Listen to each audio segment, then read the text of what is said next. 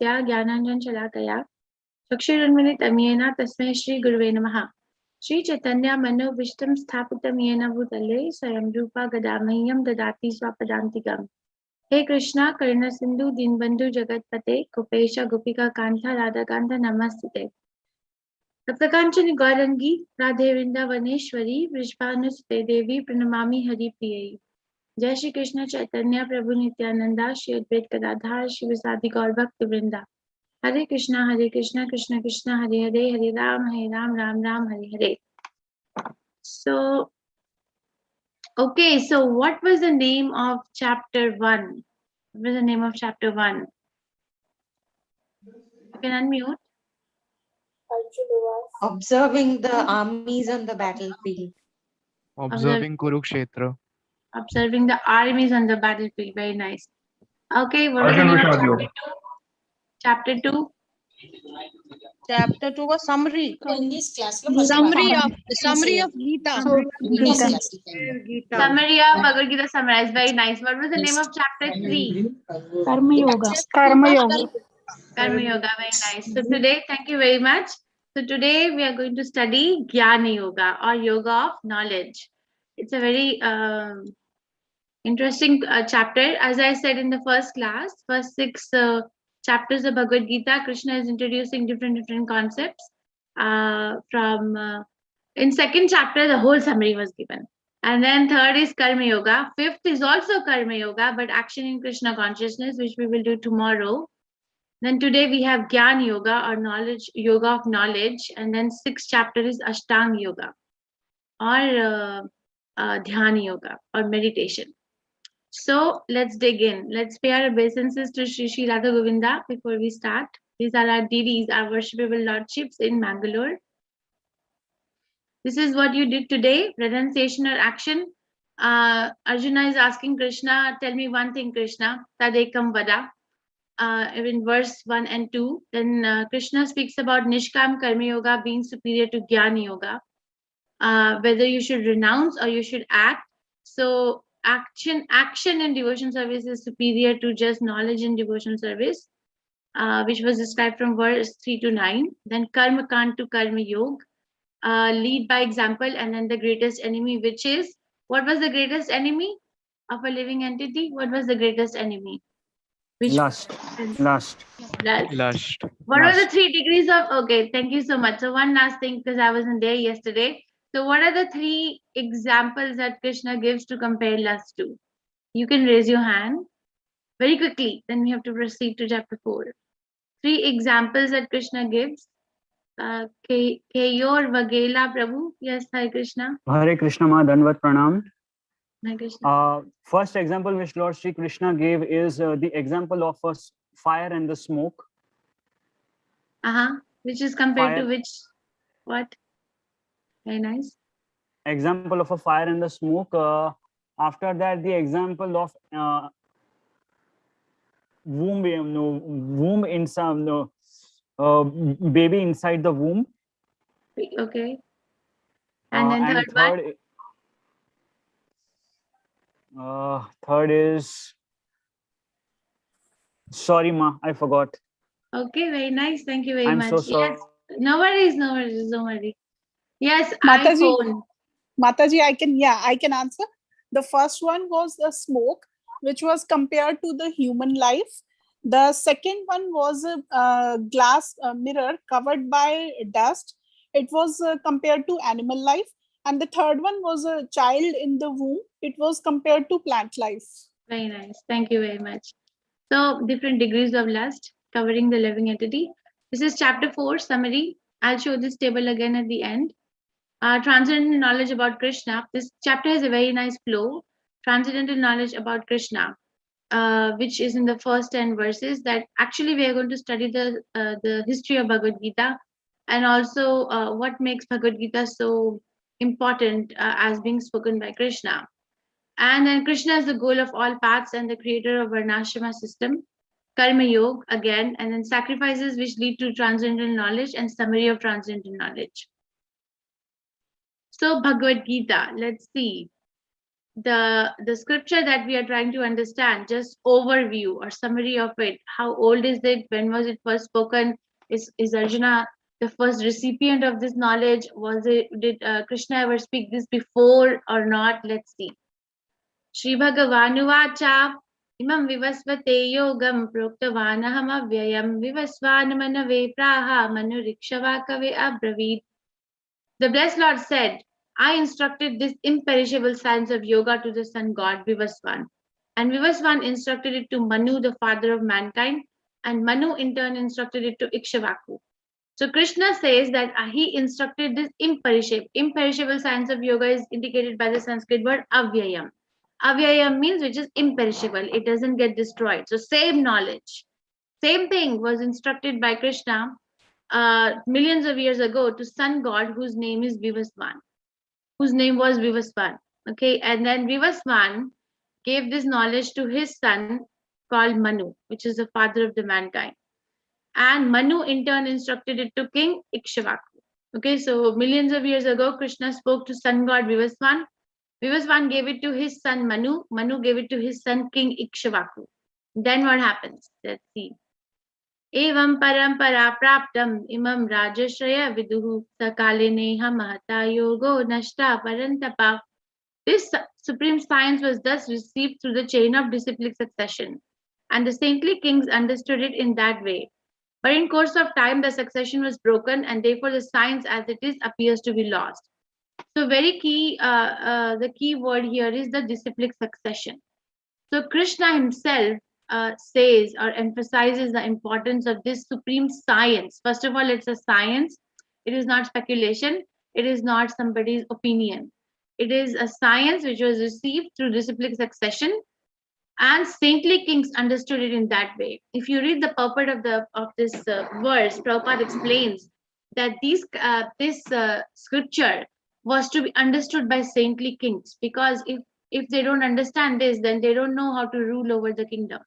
They don't know. Otherwise, there'll be more of an exploitation than ruling for the benefit of all. So that is what makes a king saintly, if they are functioning on behalf of the Supreme Personality of Godhead. But then, as the time went on, the succession was broken, and the science as it is appears to be lost. So Krishna spoke to sun god Vivasvan. Vivasvan spoke to his son Manu. Manu spoke to his son King Ikshvaku, and King Ikshvaku brought it to the earth, okay, and gave it to the saintly kings, and all the kings understood it in that disciplic succession. But as the time went on, the disciplic succession was broken, and therefore the science as it is appears to be lost. Remember, in the first class we spoke that there are over 600 translations of Bhagavad Gita. So what is it in Bhagavad Gita as it is that makes it stand out? And in that I had discussed, which I will say again today, is the disciplic succession. The 600 translations that we have floating around in the world, or over 600, are not in the succession. They are somebody's scholarly work, or some politician has given a translation, or somebody has given their opinion, what they, Prabhupada talks about in the lecture on introduction of Bhagavad Gita. If you hear him, that there is one doctor who has compared Krishna as a doctor, and Pandavas and everyone else as a patient, and then there's this conversation. So all these speculations are going on. No one is actually telling what Krishna is saying. So they are not bona fide. This is the bona fide translation, because it is coming in that succession, as we have heard from our acharyas. So there are 4 successions, or 4 disciplic successions, which are bona fide. Prabhupada mentions in 4th chapter Bhagavad Gita, and also mentions in 1st canto Srimad Bhagavatam. One disciplic succession comes from Lord Brahma, in which Madhvacharya is the most prominent acharya. Then other comes from Mother Lakshmi, in which Ramanujacharya or Sri Sampradaya Ramanujacharya is the most prominent acharya. And the third one comes from Lord Shiva, which is called Rudra Sampradaya, in which Vishnu Swami is the most prominent acharya, and Vallabhacharya is also coming in that succession. Then 4 Kumaras, in which the most prominent acharya is Nimbarkacharya. So if you go and get a book on Krishna consciousness, you have to understand that, check it. who is it coming from, which succession. If they're coming from any one of these 4 successions, then it's fine. If not, then it's not worth. It's not worth, because it's not going to lead to the development of Krishna consciousness. So the significance of parampara, Bhagavad Gita is coming directly from the Supreme Personality of Godhead. It is transcendental knowledge and must not be altered in any way. We have to be very careful. It has to be given like that. The knowledge of Gita must be accepted without material interpretation or by mental speculation. So must be accepted. Not only that it should be received in that way, but also it should be accepted without manipulations. It must be understood by the mercy of the Lord. Okay, without Krishna's mercy, we cannot understand Krishna Tattva or even Jiva Tattva. Krishna Tattva is still far away. Jiva Tattva understanding is also, it's not possible. Bina Krishna nahi hoy parivartan. There is a Shakti. Bina Krishna Shakti hoy nahi hoy parivartan. So we need Krishna's mercy. Therefore, Bhagavad Gita must be accepted from someone who has received the Lord's mercy. And who has received the Lord's mercy? The pure devotee. That is the proper qualification, having learned it properly from someone having the proper qualification, who learned it properly, etc. This is parampara. Okay, this is the definition of parampara. Okay, we can understand, actually we do that in our material knowledge also. For example, tell me, if you go to a college, an engineering college, or to become an IAS officer, will you just go to any college, or will you go to a college which is bona fide and it has some professors which are authorized and authenticated by a proper process? Where will you go? Or will you just open up any college anyhow as a college? What will you do? Bona fide. Bona fide. Dr. Kapoor, Bona I fide. hear you. Authoritative. Bona fide, right? Bona fide. So why not? So why do we take Krishna consciousness so cheaply? Why do we take Krishna consciousness so cheaply? It has to be bona fide. Okay, otherwise it has no value. Whatever you do in life, put some value to it. Don't do it without a value. And this is the supreme valuable object one can ever have, actually. Sa evayam mayate dyam yoga prokta puratanaha bhaktosi me sakhacheti rahasyam hi edat uttamam. So that very ancient science of the relationship with the Supreme is told today by me to you, because you are my devotee as well as my friend. Therefore, you can understand the transcendental mystery of this science. So Krishna is telling this to Arjuna because Arjuna has these qualifications. Arjuna is a devotee and a friend and accepts Krishna as a Supreme Personality of Godhead. So to receive Krishna's words, one must have some qualification. It shouldn't be received in an envious manner or in a manner that that Krishna is going to speak and I'm going to reject. And that's not that's not a reception. So Krishna is choosing Arjuna because Arjuna has this qualification. He's a devotee, he's a friend, and he's accepting Krishna as the Supreme Personality of Godhead. Without having these preliminary qualifications, Krishna is saying that you wouldn't be able to understand. Because Arjuna has this qualification, so therefore, you see, therefore, you can understand the transcendental mystery of the science. And Bhagavad Gita is a transcendental mystery. You see, in the material world, there are so many books which go around, right? If I ask each one of you, what do you like to read? What do you like to read? Somebody will say fiction, somebody will say non-fiction, and in fiction also somebody will say, I like mystery, I like whatever, I like this, I like that. In non-fiction, somebody will say, I like geography, I like science, I like discovery, or whatever but where is it actually coming from? It's actually coming from our scriptures, because our scriptures has all these elements of excitement. So actually Bhagavad Gita is a rahasyam hi etat uttamam. Rahasyam means mystery. Hi etat uttamam means transcendental mystery, first class mystery. As we will go on in Bhagavad Gita, we will understand that Bhagavad Gita has 3 levels of secrets. 3 levels of secrets are described in Bhagavad Gita. This is the subject matter of our advanced classes. We don't actually go or dig more deep. that what are the three levels of mystery which are described in Bhagavad Gita, but there are 3 levels. So the minute Krishna says that I spoke this to Vivaswan millions of years ago, Arjuna has a doubt now. Arjuna says, wait a minute, Krishna, what did you say? You instructed this to Vivaswan millions of years ago, but how come? How can Krishna is born as a son of Devaki and Vivaswan is millions of years old? How come? How do I understand this? See how attentively Arjuna is hearing. Arjuna uvacha aparam bhavato janma param janma vivasvataha katham etad vijnaniyam tvam ado proktavan iti. So Krishna, sorry. Arjuna said, the sun god Vivaswan is senior by birth to you. How am I to understand that in the beginning you instructed the science to him? So this is a logical question, right? Because Arjuna is going in a chronological order of the time that, okay, Krishna and I are kind of same age, but Vivaswan is millions of years old. So how come Krishna is saying that he instructed it millions of years ago?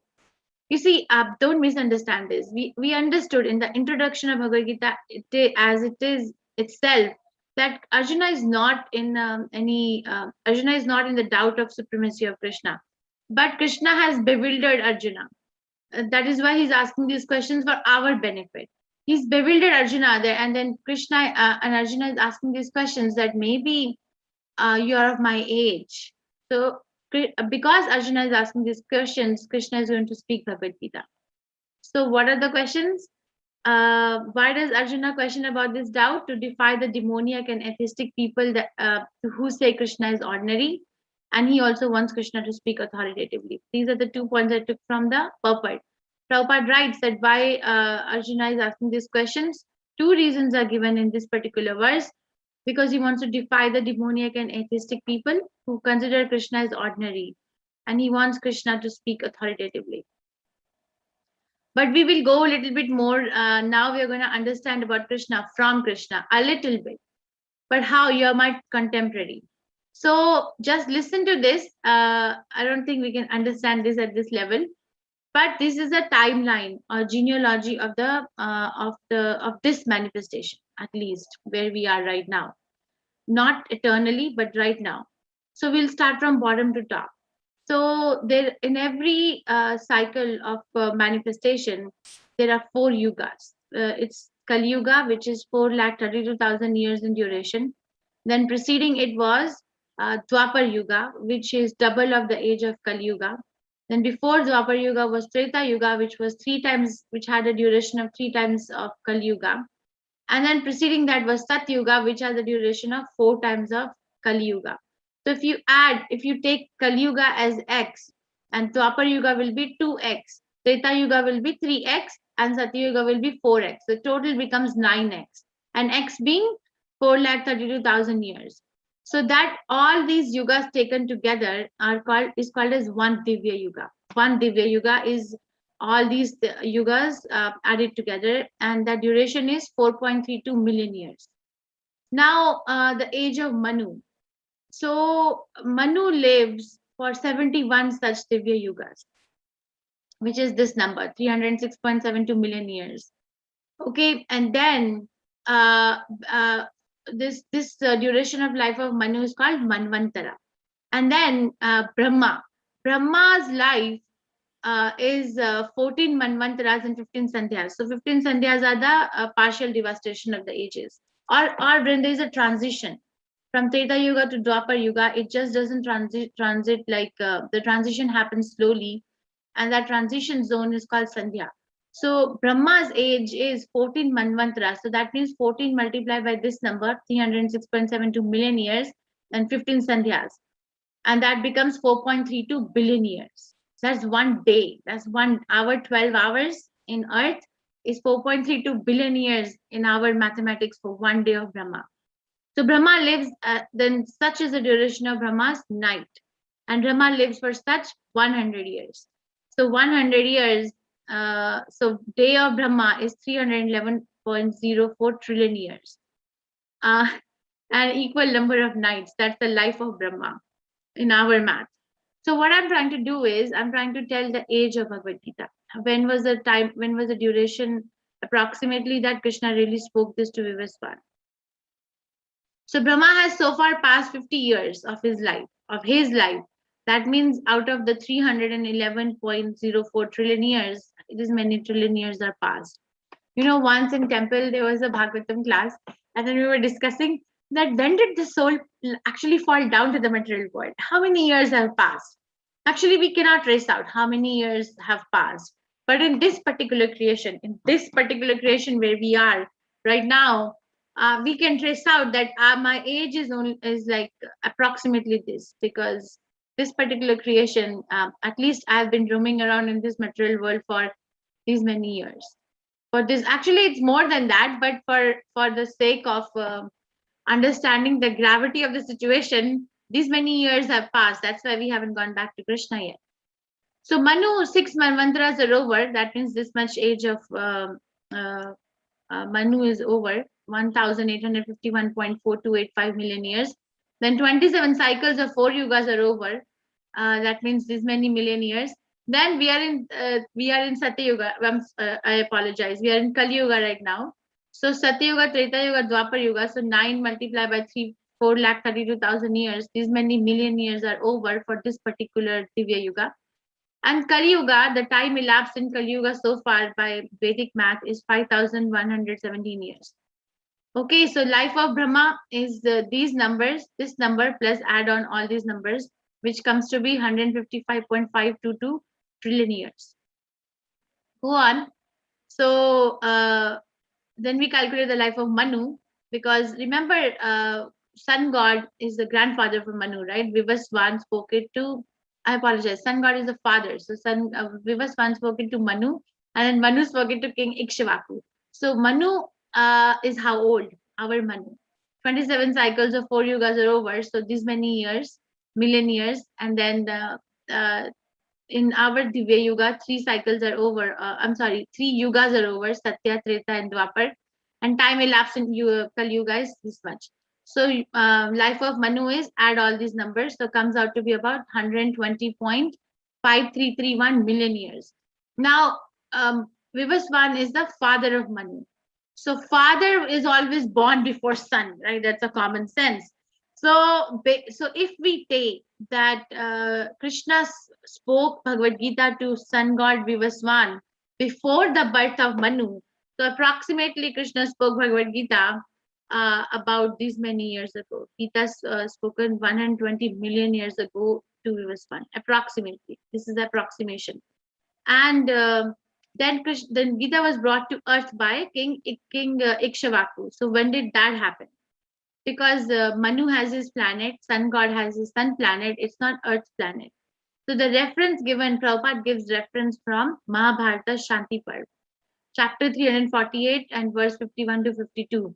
This is science, okay? You give evidence, not this. This is not opinion. So in Mahabharata, we can trace out the history of Bhagavad Gita as follows. Treta yugadau chatato vivaswan manave dadau mano chaloka vrityartham sutekshakshvakve dadau ikshvakuna chakatito vyapya lokan avastita. In the beginning of Treta Yuga, this science of relationship with the Supreme was delivered by Vivaswan to Manu. Manu, being the father of mankind, gave it to his son Maharaj Ikshvaku, the king of this earthly planet, and forefathers of Raghu dynasty, in which Lord Ramachandra appeared. Therefore, Bhagavad Gita existed in human society from the time of King Maharaj Ikshvaku. So, when we actually distribute Bhagavad Gita in book distribution on the streets or wherever we go, this is one thing that we emphasize, that the book that you have in your hand, Bhagavad Gita is a bit far away, it's this many years ago. This is such an old scripture, and it is avyayam, imperishable, so it hasn't changed. So that's the legacy that you have in your hands, and an opportunity in your life right now to study and understand this. Okay, so this is the age of King Ikshvaku. So King Ikshvaku came in the dynasty of Maharaj in Raghu dynasty, which is Lord Ramachandra's dynasty. So he appeared in Treta Yuga, so Treta and Dwapar. So in this Divya Yuga, 2 million plus Kali Yuga, these many years have passed. So if you add these numbers, approximately 2 million years ago, King Ikshvaku brought Bhagavad Gita to earth. Okay, this is just an added on that as compare from one day of Brahma for us is this much time. 1 hour is this much time. 1 minute is this much time. 1 second of Brahma is 1 lakh years for us. So it's a very, very old scripture.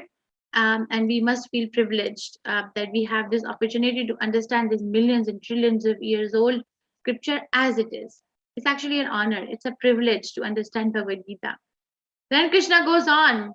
Shri Bhagavanuvacha Bahuni me vyatitani janmani tavacha arjuna tani aham veda sarvani natvam vetta parantapa.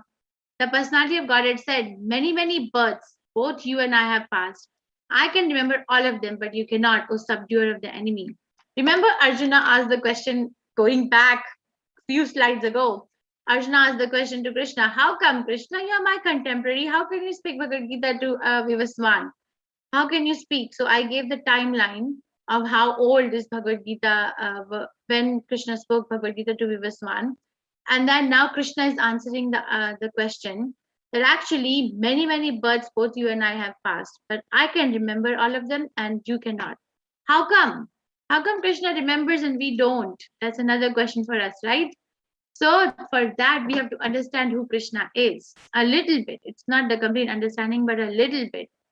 That how come Krishna is remembering and I don't even remember what I did yesterday morning, the first thing. What did I drink? What did I eat? I have to dig my memory, right? Just like yesterday or even today.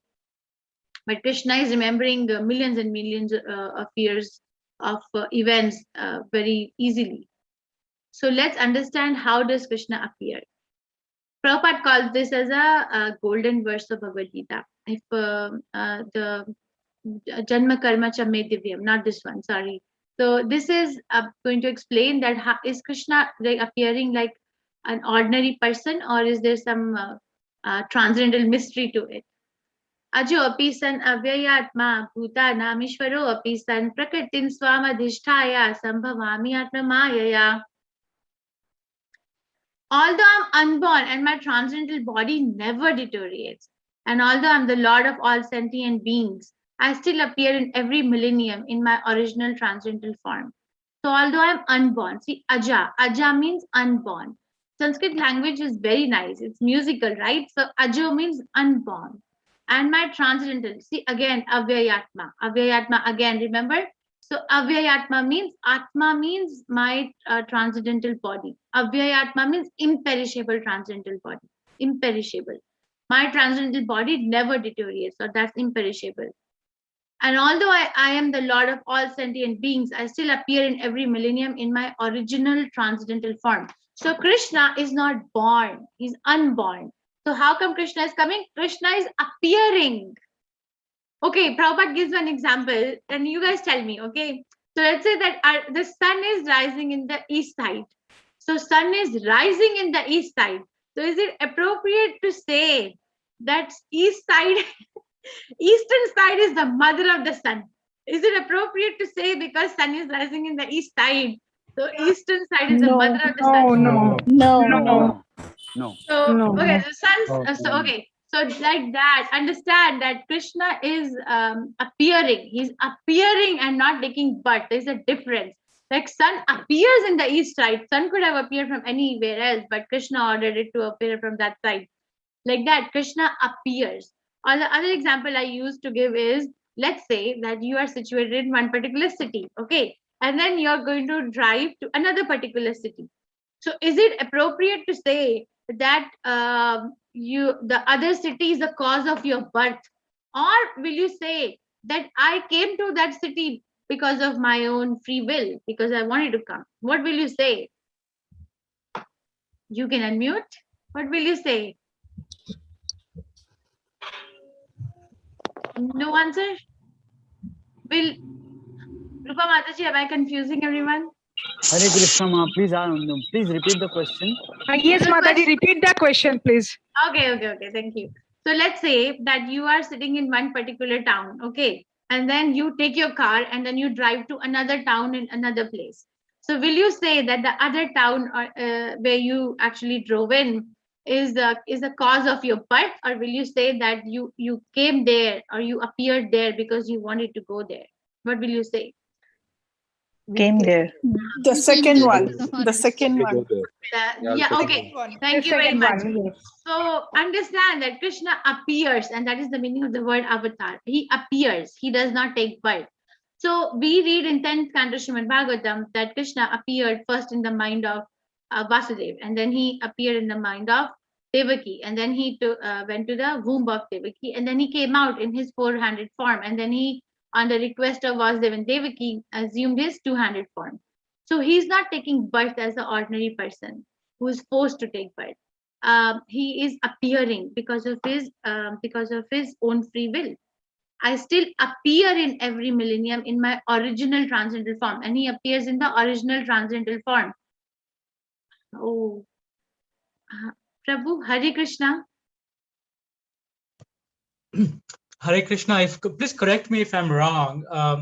I believe even the soul, as a spirit soul, even we also appear. We are not born ourselves, right? Because second chapter, I guess we learned that even soul is also unborn. So in a sense, like, that we are also unborn, just like Krishna.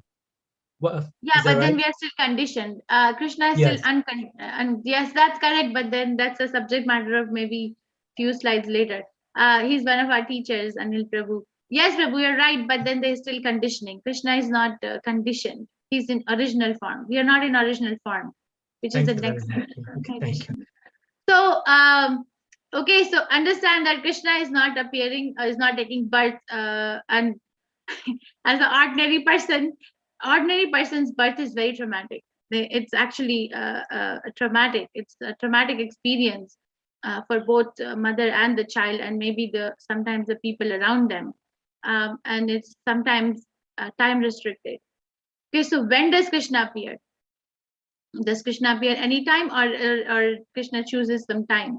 So whatever Krishna does, there are two reasons: external and internal. Okay, this is an external reason. The internal reason of Krishna's appearance is described in Srimad Bhagavatam. The external reason is this: Yada yada hi dharmasya glanir bhavati bharata apyudhanava dharmasya tadatmanam sajami ham. Whenever and wherever there is decline in religious practice, O descendant of Bharata, and a predominant rise of irreligion, at that time, I descend myself. Okay, descend myself. Please understand that Krishna is saying that he's descending. And when is it descending? Whenever there is decline. Dharmasya glanir means there is decline in the religious practices. Abhyudhanam adharmasya, and rise or predominant rise in irreligion. Tadatmani sajamiham. So Krishna comes to restore the balance. This is irreligious, right? This particular gentleman, I don't know if he's a gentleman, Kansa, the minute he heard the announcement from the sky that his sister's eighth son will kill him, he did not hesitate to take a sword out and behead his own sister. That's irreligion. That shouldn't be done. And then Krishna, of course, had to appear to save his devotees. And why does Krishna appear? Paritranaya sadhunam vinashaya cha dushkritam dharma sansarpanarthaya sambhavami yuge yuge. In order to deliver the pious and to annihilate the miscreants, as well as to re-establish the principles of religion, I advent myself millennium after millennium.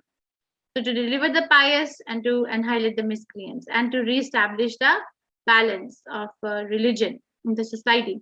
This is the external reason. Actually, if you go for further discussion, Krishna is so powerful that Krishna can actually order anyone to kill Kansa. He can order Indra that, send some Vartaka cloud and vanquish this person. Or he can order anyone. He's the Supreme Lord.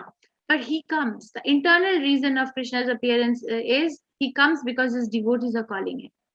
Right? Vasudeva and Devaki are calling him. That's why he comes. What is the benefit of knowing Krishna? This is the verse which I was saying is, Prabhupada said, is the golden verse of Bhagavad Gita. What is the benefit? Janma karma cha me divyam evam yoveti tatvataha tyaktya deham punarjanma naiti mameti. So Arjuna. So janma karma cha me divyam.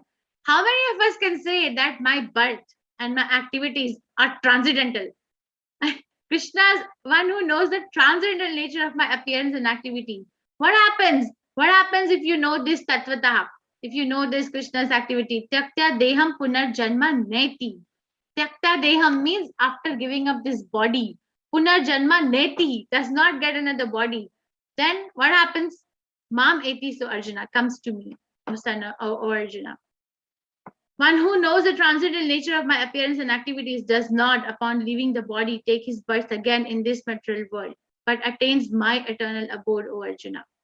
So none of us can say that my birth and my activities are transcendental. Transcendental means that which have transcendental benefit, which can take us back to Krishna.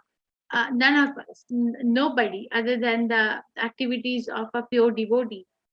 But if we understand Krishna's activity by the mercy of a pure devotee in a proper disciplic succession, then we get an opportunity to go back to Krishna. So these are the differences between Krishna's form and our form. So Krishna's form is spiritual, right? And our form is temporary. Spiritual means avyaya, means it doesn't deteriorate, it doesn't change, it is imperishable. Our form is temporary in the material world. So there is a soul, okay, there is a soul, that's why the body appears to be living. But the soul is now covered by subtle body and the gross body. Subtle body is made of mind, intelligence, and false ego, right? All of us have mind, but can we see each other's mind? Can we see each other's mind? Can we see each other's mind? All of us have No, mind. Mataji. No, Mataji. No. Mataji. Can we see each other's intelligence? Can I say, No. oh, your intelligence is so Mataji. nice? We No, see the Mataji. effect, but we don't see the intelligence. Yeah. Okay, and then we all have this false ego. False ego means the identity. This is the identity crisis. Whether I'm the body or I'm the mind, I'm the intelligence or I'm the soul. So that false ego is giving me a sense of identity. I am this and I am that and I'm not this and I'm not that. Anyway, so we are controlled by Maya. We are under the control of three modes of material nature: goodness, passion, ignorance. But Krishna is the controller of Maya. Krishna dictates what to do, right? Maya Dakshena Prakriti, Suyatesa Characharam, right? My supervision. The material nature is producing moving and non-moving beings. So Krishna is the controller. Krishna's body is transcendental. I am completely conditioned, even though in my original state, I am also not supposed to be conditioned, but right now I am somehow or other conditioned. So that gives another question, that how come I became conditioned, which is the subject matter of 13th chapter. So stay tuned. This chapter, we are trying to understand Krishna's position first. Now the question can be asked, has anybody in history been able to know Krishna? Or are we the first people? Or has anyone? This is a very nice verse. So it's a very deep verse. And if you come to our advanced classes, which you will get an opportunity to after you do these level 1 courses, we will discuss this verse in a bit of detail. But I did put in some detail in the next slide. Vitaraga bhaya krodha manmaya mamupashitaha bhavo jnana tapasa puta madbhava magataha ye yatha mam prapadyante tam sativa bhajami ham mama vartano nuvartante manushya partha sarvashaha. Okay, before we go forward, does anyone know what's happening in this slide? What's happening in this slide? Very quickly, raise your hand, very quickly, because we only have like 20 minutes left. Gaurav Govardhan Das Prabhu, I know you know. So, is Manish Mishra Prabhu, are you that Madhu Mangal's father from Australia? That's right, Mataji. Hare Krishna. Hare Krishna. Hare Krishna. Nice to see you again or hear you. Okay, what is happening here? Isn't that Mataji that he's killing Shishupala where he allowed, I will allow you 100, you can disrespect me in 100 occasions. And the moment you achieve that 100, I'll kill you. Very nice. Yes. So, yes. So what is happening here is, so you see our scriptures have all the elements of entertainment, because, and that's the real thing. So this is the paraphernalia where after winning the war of Mahabharata, Yudhishthira Maharaj was going to perform the Rajasuya sacrifice, and Krishna was unanimously chosen as the benefactor of the sacrifice. So everyone, Krishna is the apple of the eye of all the devotees. So all the saintly kings, Narad Muni is there, Yudhishthira Maharaj is there. Everyone was adoring Krishna, worshipping Krishna, and there comes this guy called Shishupal. So Shishupal is the envy personified. You know, we have 6 kinds of misgivings in our hearts: lobha, moha, matsya, anger, envy, lust. What are the other things? anger, envy, lust, illusion. What are the other things? Subha Mataji, do you remember? Or Kartik Prabhu or Anil Prabhu? Kama, Krodha, Moha, Lobha, Moha, Mada, Matsarya. Very nice. English translation? Rupa Mataji. So anyway, Attachment, anger. Okay, I have something. Lust, greed, anger. Anyway, so this particular person, Shishupal, is envy personified. Envy is defined as, I like what you have, but I don't like the fact that you have it. So Shishupal was born envious of Krishna. He was born like that. He was born with 4 hands. Okay. And then his mom asked the astrologer, why 4 hands? The astrologer said, when your son will see the person that is going to kill him, he will lose 2 of his hands. So when Shishupal turned 1, there was going to be a birthday party. And then his mom went to invite Krishna for the birthday party, and Krishna said, I don't think you want me to come. But anyhow, he went to the birthday party, and the minute he looked at Shishupal, his 2 hands fell off. So his mom said, oh, Krishna, are you gonna kill my son? And Krishna says, like, I don't know what to do because he's so envious of me. So a couple of years later, the minute Shishupal will see Krishna, he'll start cursing. He'll start cursing. So he entered this arena, okay, and he started cursing. So everyone was cursing Krishna. So everyone was getting a little annoyed that Krishna is the apple of their eye, and they're cursing. He's cursing Krishna. So see how they're all getting anxious and the kings are getting their swords out to set up a good fight. But Krishna is calming everyone down. Calm down. I'm gonna take care of it. Calm down. This is a sacrificial arena. Let's not do bloodshed here. So Krishna thinks in his mind that I'm gonna give 100 chances to Shishupal to curse me. If he goes beyond 100 times, then I'm gonna take care of it. So Shishupal is cursing. Krishna is counting 1, then 20, then 30, then 60, then 80, then 90, then 95 times, then 99 times, and 100. So after he's gonna say 101st time, Krishna releases his Sudarshan Chakra and beheads Shishupal, but in such a manner that not even a drop of blood falls on the sacrificial arena. That's Krishna. Okay, so there are 3 things described in the 10th verse: Vita, Raga, Bhaya, Krodha. Vita means attachment. So Raga, Bhaya, Krodha, what are they? Being freed from attachment, fear. Vita means free, I'm sorry, and Raga means attachment.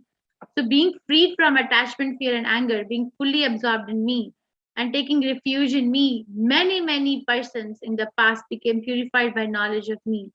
Thus they all attain transcendental love for me. So many souls have gone to Krishna by being freed from all these 3 things: attachment, fear, and anger. And ye yatha mam prapadyante tam satheva bhajamiha means as all of them surrender unto me, I reward them accordingly. So actually the ball is in our court right now, that how much do you want to surrender to Krishna? If you surrender to Krishna 10%, Krishna reveals himself 10%. So Krishna, you see, this baby calf wants to be with the lotus feet of Krishna. So Krishna gives him that opportunity. Then they both embrace each other. And here Lord Balram is massaging the lotus feet of Krishna. Then Krishna also massages the lotus feet of Lord Balram. So the relationship is the equation is equal, right?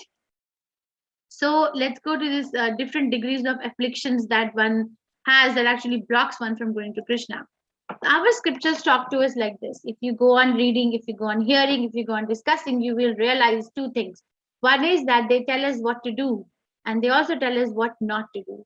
So what to do? Surrender to Krishna. And the degree you surrender, Krishna reveals that to that degree. What not to do? We have to get rid of these afflictions. The afflictions, what are the afflictions?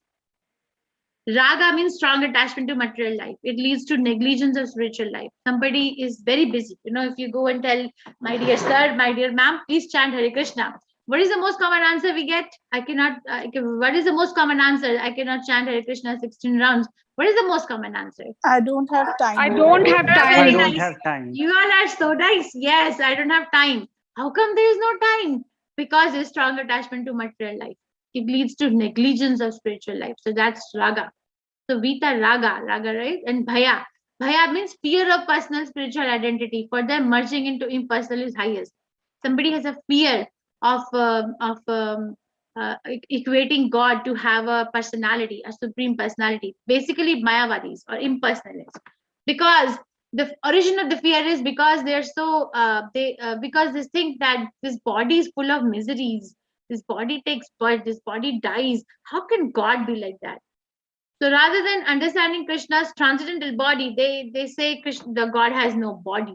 So because of the fear of personal spiritual identity, so for them, merging in impersonal energy or Brahmajyoti is the highest.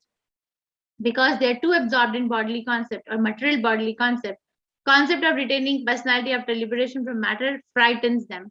Prabhupada gives an analogy in this verse that impersonalists compare living entities to bubbles in the ocean, which merges into the ocean. So there are bubbles and then they go and they merge in the ocean. So ocean is like a Brahmajyoti and bubbles are these souls and then they go and then they merge in the ocean.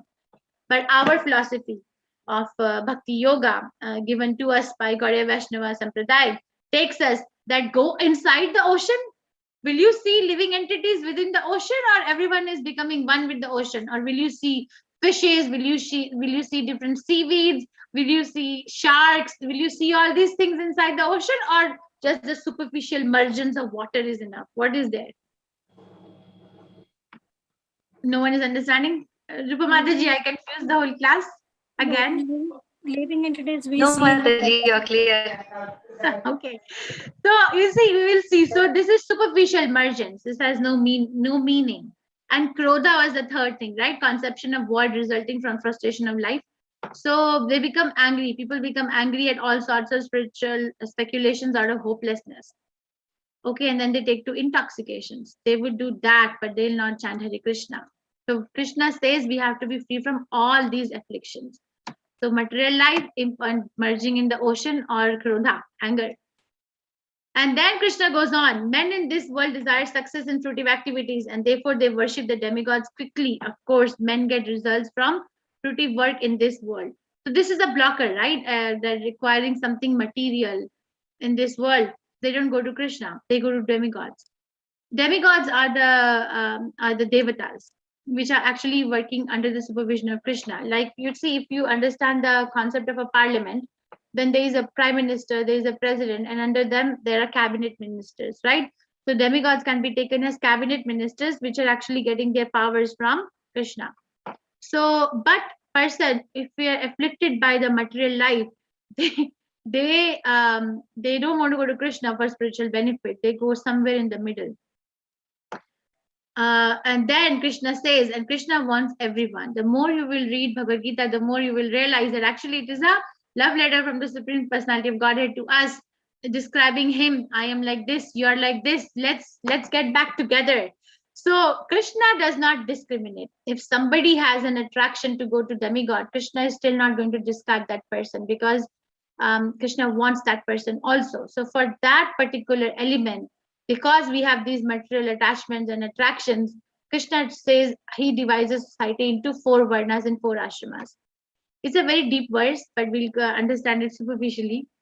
Chaturvarnam maya shreshtam guna karma vibhagashaha tasya kartaram api mam vidhi akartaram avyayam. According to the 3 modes of material nature and the work ascribed to them, the 4 divisions of human society were created by me. And although I'm the creator of this system, you should know that I am yet the non-doer, being unchangeable. Again, the word avyayam, so many times in this chapter, right? So Krishna is saying Chatur Varnam. Chatur means 4. Varnam means based on the occupation. Maya Shreshtam. And occupation based on what? Guna and karma. Guna means what kind of a mode of material nature one is influenced by. Mode of goodness, passion, or ignorance. And corresponding to that mode, what is the activity in that mode? So Krishna created the division of the society into four divisions, subdivisions, based on guna and karma. There is no mention of birth. There is no mention of birth. Okay, we are dividing the society in today's world based on birth. If you ask someone, once my friend invited me for dinner, or maybe lunch it was, I don't remember. And I told her, you see, I don't eat onion, garlic. I gave her a list of what I don't eat. She said, just come. We are Brahmins.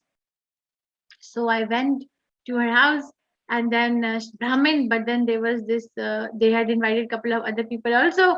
And then there was this vegetarian table and a non-vegetarian table. So I asked her, like, you said you're a Brahmin, so how come you are serving out the non-vegetarian? She said, yeah, we are Brahmin because my father is this. So she went into a discussion of my father is this, my grandfather was this, we worship this, and then my husband has this thread. You see, that's not by birth. We are contaminated by the conception of birth, but that's not the division that Krishna created. That is created by us, not Krishna. Krishna created these four varnas based on the guna and karma. This I will explain a little bit more. And Krishna says, even though I created all this, I am not affected by this. So Brahmana is supposed to be in the mode of goodness. Kshatriya is supposed to be in the mode of passion. Vaishya is supposed to be somewhere between passion and ignorance. And Shudra is supposed to be in the mode of ignorance. So Krishna created all these works based on what we are affected by. Namam karmani limpanti, name karma phale spiraha, iti mamyo abhijananti, karma abhinasa badhyate. There is no work that affects me, nor do I aspire for fruits of action. One who understands this truth about me does not become entangled in the fruitive reactions of work. So Krishna, from his life, if we read 10th Canto Srimad Bhagavatam, we see that Krishna actually displayed the activities of all the four varnas. Krishna served Sudama as a Brahmana, right? So that's a Brahman varna. Then Krishna was going to attack Bhishma Dev in the battlefield of Kurukshetra, so that's Kshatriya. Krishna was taking care of the cows, that's Vaishya. Krishna was a chariot driver for Arjuna, so that's Shudra Varna, serving others in the society. So Krishna, there's no higher and lower, there's no higher and lower, it's just a difference. And it is also compared to the body of Krishna. So the head of Krishna is represented by Brahmanas, the arms are represented by Kshatriyas, the thighs are represented by Vaishyas, and the legs are represented by the Shudras.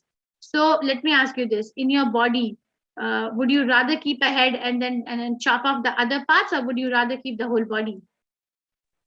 What will you do? Keep Whole the whole body. body. Thank you so much. So all of them are needed to run the society. It's not that we discard someone.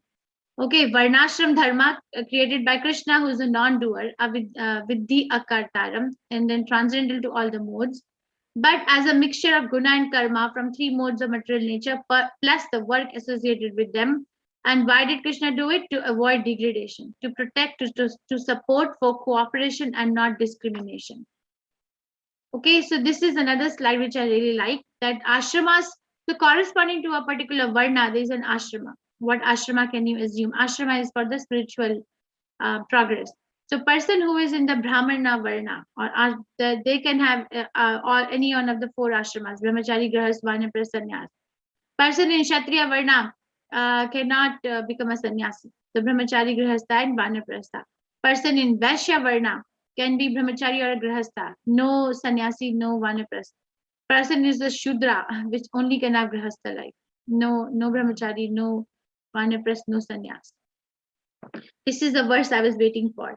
So Krishna now talks about the karma and akarma and vikarma. Very difficult to understand. Karmano hi api bodhavyam cha vikarmanaha akarmanascha bodhavam gahana karmano gatihi. So Krishna is saying to Arjuna, you see, the intricacies of karma are very hard to understand. So there are three words introduced in this verse: karma, then the second line is vikarma, and the third line is akarma. So Krishna says the intricacies of action are very hard to understand. Therefore, one should perfectly or properly know what action is, what forbidden action is, and what inaction is. It's not that whatever I like, because I live in a free country, I can do anything. No, we understand. So karma means actions which are performed in terms of one's prescribed duties and mentioned in the revealed scriptures. And vikarma is forbidden action, shouldn't be done. And akarma is the action done, but then there is no reaction to it. So laws of nature is, for every action there is an equal and opposite reaction. So vikarma is a person who is doing forbidden action. They don't follow the Vedas. There's a risk of being degraded to lower species, and they're not appreciated by saintly people. and they defeat the purpose of life. And the purpose of life is to realize oneself and realize who Krishna is and go back to Krishna. Then karmis are the people who follow the Vedas. They're pious people. They attain Swarga, the bodies of demigod, because they do so many rituals. And eventually they return to this earthly planet.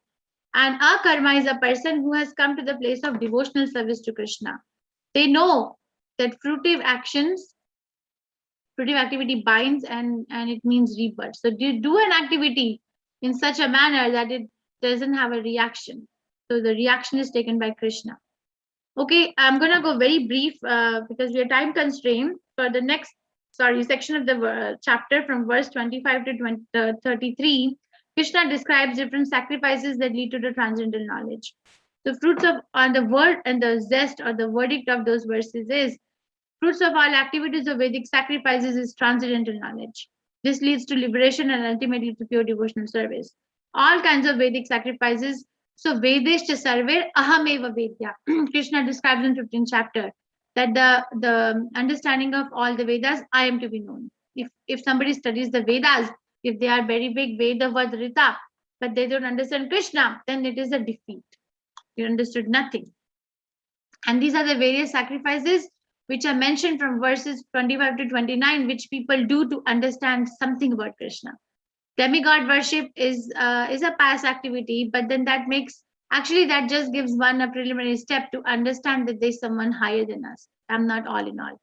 Then sacrifices that lead to Brahman, and then hearing process and senses and the fire of the mental control. The brahmacharis sacrifice the hearing process and the senses. Objects of senses in the fire of the senses is regulated grihastas. Grihastas means they earn money, means that they can. Money means that artha, right? You can enjoy, you can buy things for sense enjoyment. But a person who is situated in grihastashram will regulate that for the sake of spiritual benefit. Then there is Ashtanga Yoga, which is Patanjali Yoga system mentioned in verse 27. And then there's charity, Dravamya Yoga, verse 28 mentions that. And then there's austerity, Tapomaya Yagya, which is mentioned in verse 28 again. And then Yoga Yagya, which sacrifice for a certain perfection in material life. Patanjali system mentions the sacrifices for merging into the existence of the absolute. Hatha Yoga or Ashtanga Yoga is for particular perfections. Or people go for holy pilgrimages or study of the scriptures, Swadhyaya Yagya. So these are the yagyas which are mentioned between these verses, Hatha Yoga and Pranayam. Okay, this is a very interesting verse or very interesting slide. But that makes us to, okay, we are doing all these sacrifices. There is a need to perform these austerities because I am in this league. Because I'm ignorant, I don't know what to be done and what not to be done. Because of avidya or ignorance, I commit a sinful activity. And because I commit sinful activity, I remain in the material world. So this ignorance is removed by performing sacrifices of something, right? Our sacrifice is very simple. Chant, dance, and eat Krishna Prasada. We don't tell you to press your nose from this side or this side, or you have to, no gulab jamun, or no nice prasadam. No, none of that. Just chant Hare Krishna Mahamantra, dance in Hare Krishna Mahamantra Kirtan, and eat Krishna Prasadam. Then this ignorance will be removed. When ignorance is removed, no sinful activity, no material existence. We're almost done. I'm sorry, I'm going a little bit away from time. Who will explain all these things to us, right? These things appear so labor-intense process. Who will explain? Krishna says, Tadvidhi pranipatena pariprashnena sevaya upadakshanti te jnanam jnanina sattvadarshina. Just try to learn the truth by approaching a spiritual master. Inquire from him submissively and render service unto him. The self-realized soul can impart knowledge unto you because he has seen the truth. So we need a spiritual master. Person who wants to progress in the school of bhakti needs a teacher, and the teacher is a spiritual master. How do we approach the spiritual master? Two things. Inquire from him submissively, not challengingly, and render service unto him. Okay, and this is, Krishna gave his own example, right? They went to Sandipani Muni, Krishna Balram, and they inquired from him the different aspects of life, material and spiritual. So what is the benefit? Rewards of transcendental knowledge obtained from spiritual master is explained in the next 4 verses from 35 to 38. We will obtain the knowledge and realization that all living entities are a part of Brahman. We will cross over the ocean of miseries, and by knowledge of self and supersoul and their relationship, one burns all sinful reactions and achieves self-realization as a mature fruit of all mysticism, and finally gets devotional service. So finally, the final result is devotional service to Krishna, which only a spiritual master can give. And who can achieve this transcendental knowledge? One who has faith, transcendental knowledge, and one who is free from doubts. 2 things. So there is this verse right towards the end of 4th chapter. Sanshaya Atma Vinashyati. Sanshaya means doubt. The Atma which is full of doubts, Vinashyati, it just gets destroyed. Doesn't get to the full verdict of pure devotional service. So faith and freedom from doubts. Arjuna wants to be free of doubts. That's why he's portraying questions submissively. He's not challenging Krishna. It's important to have questions. And this is the end of the chapter. So then he says, okay, no sinful reaction can affect one who performs his duties with transcendental knowledge. Clash with knowledge all doubts born of ignorance. Tasmat. Remember I said tasmat means therefore from the previous chapters. Tasmat ajnana sambhutam hritsthanam jnanashin atmanaha chittaivam samshayam yogam athistotishtha bharata. Therefore the doubts which have arisen in your heart out of ignorance should be slashed by the weapon of knowledge. Armed with yoga, O Bharata, stand and fight. So he is still saying, despite giving him the knowledge, he's still saying the activity in devotional service is superior. So he gave the knowledge of Bhagavad Gita, he gave the knowledge of different elements in this chapter, but then he ultimately says, now get up and fight, because that's your devotional service. Okay, so this is what we did today. If you can understand just the first part of the chapter, I would consider that as a success for today's class. Transcendental knowledge about Krishna, where we studied about Bhagavad Gita history and who Krishna is, how Krishna appears, why Krishna appears, when Krishna appears. If you understand that much from this chapter, very nice. From verse 1 to 10, Evam Parampara Praptim. So the concept or the importance of disciplic succession. Then Krishna is the goal of our paths and the creator of Varnashram system. Because we are materially conditioned, we need that. From verse 11 to 15, Yayathamam Prapadyante was the key word. Then Karma Yoga, Krishna says, where we discussed Karma, Akarma, and Vikarma from verse 16 to 24, Karma Nohi Api Bodhavyam. Then the sacrifices that lead to transcendental knowledge, where I described you the material loop. Because of ignorance, we commit the sinful activity which continues our material existence. From verse 25 to 33, Jnana Yagya Parantapa. Then the summary of transcendental knowledge is given in the last verses 34 to 42, that Vidhi Pranipatena. Approach a spiritual master and learn the truth. Okay, so I have a question. I have a video to show and I have 2 questions to ask. What should I do first? Put questions or show video? Questions. Question. Question. Very nice class. Okay, so please solve these questions. You have 2 questions. You might have to scroll down to your screen. Gita was spoken to Vivaswan by Lord Krishna how many years ago? 5021 years ago, in previous Kalpa of Brahma in Treta Yuga, or 120 million years ago approximately. And question number 2, Tad Vidhi Pranipatena. Krishna advises the best way to approach the Guru is inquire submissively, render service, look into his eyes and take directions, asking him to show some magic like producing ash from his hands, select proper muhurta and look into his Janam Kundali. So what would you do? Somebody is writing answers in the chat box. No point, you have to answer here. And so far, 25% of the people have participated. Very quickly, 55 seconds have passed.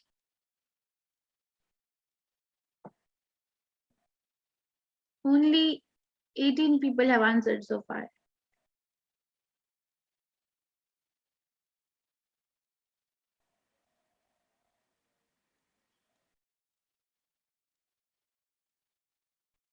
Okay, 43% of the people, 46%. At least we get 55, then I'll close the polling. 50%.